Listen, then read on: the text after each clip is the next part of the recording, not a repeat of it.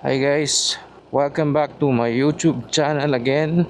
And today ay meron tayong pag-uusapan na motor.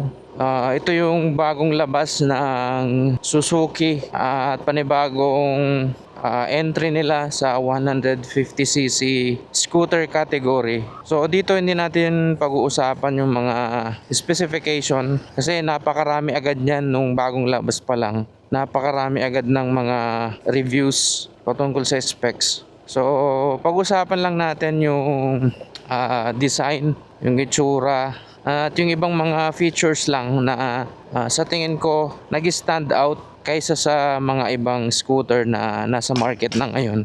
Kaya mag-start tayo dun sa kanyang itsura. So, ay hindi pala. Mag-start tayo sa kanyang engine. So, ayon sa Suzuki 150cc ito, hindi natin alam kung anong engine yung nilagay. Kung the same engine ba to nung Gixxer nila. Kasi ganun yung ginawa ng Yamaha eh. Yung mga 150 155cc engine nila na nasa Yamaha R15. Dun din yung nasa mga Sniper at nasa mga Aerox at NMAX.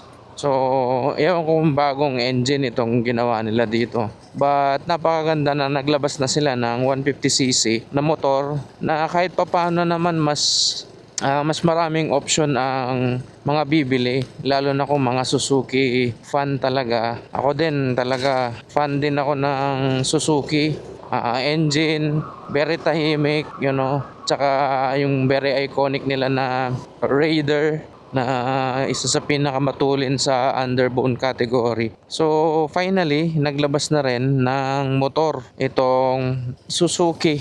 At napakaganda dahil 150cc yung nilabas. Hindi lang siya katulad ng mga 125. So itong Suzuki Bergman 150 na to, ito yung upgraded version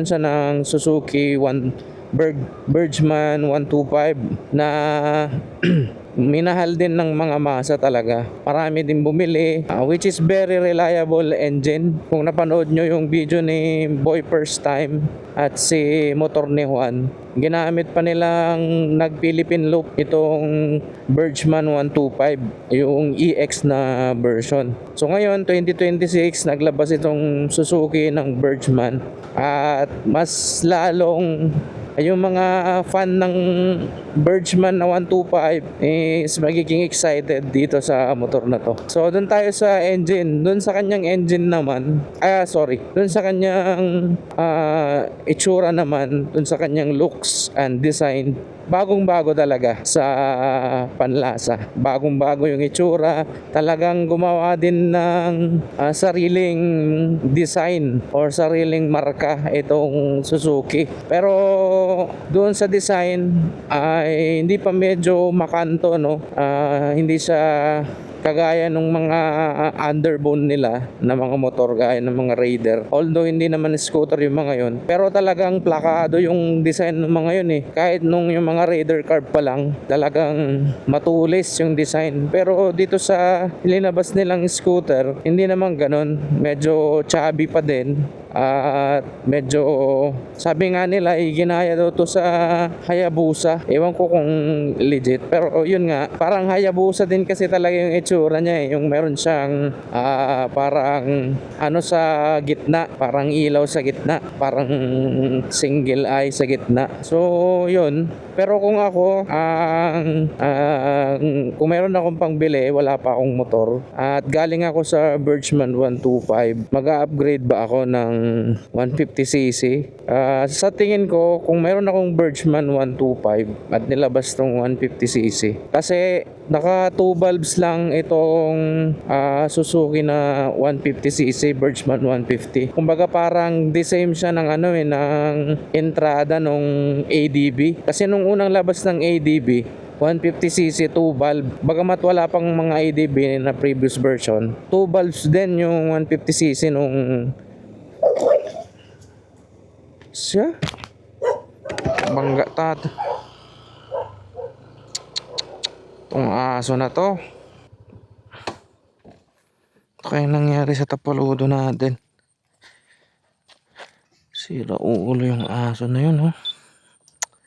Lumuob. Busy kasi tayo magsalita. Nabangga tuloy. So yun, ang laki pa naman ng aso. Lumuob yung lumuob yung fairings niya sa gilid, pero onti lang naman. So mabagal naman yung nakapreno naman tayo. Kaso siya sumalubong kasi siya Nalito tuloy tayo. Saan na ba tayo? So dun tayo sa kung bibili ba tayo nung Birchman. Dahil merong 125cc ang Birchman. Kung meron kang Birchman, sa tingin ko ikikip mo mas magandang ikip mo na lang yung 125cc. Okay, kasi unang labas pa naman to ng Suzuki at magkakaroon to ng mga version 2, version 3 ganyan. Gaya nung mga NMAX. First time lang kasi nila na pumasok dito sa ganitong category, no? So very exciting na kasi meron ng another competitor ang Yamaha at Honda, which is ang Suzuki na very reliable brand. So excited ako doon sa magiging version 2 nitong Suzuki. Sana nga lang, no, pag nag version 2 itong Suzuki Birchman, sana gawin nilang 4 valves. 4 valves na nila, tapos merong facelift. Medyo lagyan na siguro nila ng medyo kanto pa. Okay, wala naman akong problema sa design. All goods naman yung design niya. Pero makikita mo talaga na there is some room for improvement doon sa linabas nilang Birchman. Pero kung wala ka pang Birchman at inaay mo yung Birchman 125, I think mas maganda na kunin mo na tong bago, tong Birchman 150. Kasi reliable na bago na kung kaya lang naman noong budget na meron ka. Pero kung hindi, pwede pa rin naman yung Birchman na 125 na EX. Pero kung lover ka talaga ng Birchman, fan ka talaga, kunin mo na yung 150cc. So malimit lang tayo maka-upload guys ng mga video. So sa susunod gagawa tayo ng content about sa ating NMAX. Ating NMAX B3. Ganda rin yung nakita ko rin yung ng Suzuki, yung dashboard nila, yung panel gauge nung Birchman 150. Birchman ba yun or Bergman 150. Ganda rin black and white. Na siya, TFT display. Pwede mong piliin yung mga na din siya, TCS, ABS. Full pack ng feature. Kumbaga may hahalin tulad ko siya sa entry ng CF Moto na 150SC. Kaso hindi masyadong naging maingay yung pangalan ng CF Moto na yun Ang ganda sana nun, yun sana ang kukunin ko din. Kasi ang linis din ng design. Yun nga lang, may iba talaga. Siyempre subjective ang design. Ayaw nila kahit na full pack ng features, ABS, traction control, TFT display, 30 liter large capacity. Laki din ng tangke niya. I think 8 liters ata yun or 7 liters din.